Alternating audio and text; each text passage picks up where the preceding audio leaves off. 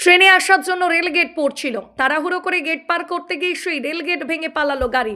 ব্যান্ডেল কাটোয়া শাখায় ব্যান্ডেল স্টেশন ছাড়ার পরে ঈশ্বরবাগ এলাকায় জিটি রোডের উপর রয়েছে রেলগেট।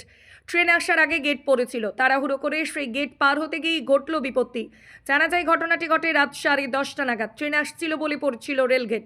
ট্রেনের অপেক্ষায় দাঁড়িয়ে না থেকে তাড়াহুড়ো করে রেলগেট পার হতে যায় একটি ছোট ট্রাক। তখনই ওই গাড়ির সাথে ধাক্কা লাগে রেলগেটের। রেলগেট পর্যন্ত অবস্থায় বেঁকে যায়, তবে ধাক্কা মারার পর ট্রাকটি পালিয়ে যায়। কিন্তু রেলগেট ওই অবস্থাতেই আটকে যাওয়ায় ঘটে বিপত্তি। যানজট সৃষ্টি হয় জিটি রোডে। বড় লরি থেকে শুরু করে 4 চাকা গাড়ি সব আটকে পড়ে, শুধুমাত্র বাইক পার হতে পারে।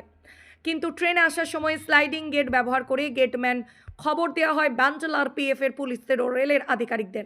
প্রায় ঘন্টা খানেকের পর রেলের কর্মীরা এসে গেট মেরামতির কাজ শুরু করেন। গেটে আটকে থাকা লরি চালক জানান, প্রায় ঘন্টা খানেক ধরে দাঁড়িয়ে আছেন।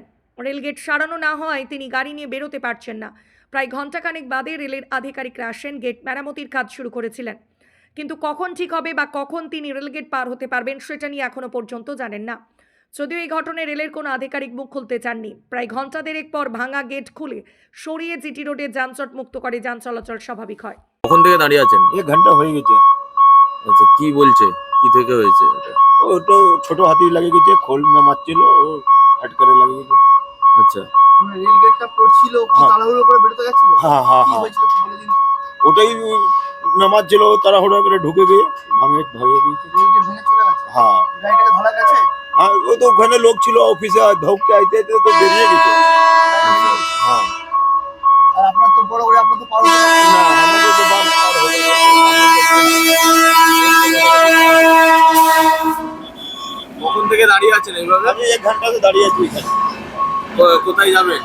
আমি তো বর্ধমান যাবো। বর্ধমান যেতে পারছেন না তো? না, আমি যেতে পারবো না। কখন কি ঠিক হবে কিছু বলেছে? ও বলছে যে কিন্তু ওরা আসছে, হয়ে যাবে কাজ। কি নাম আপনার? রাজ বললাম, রাজ বললাম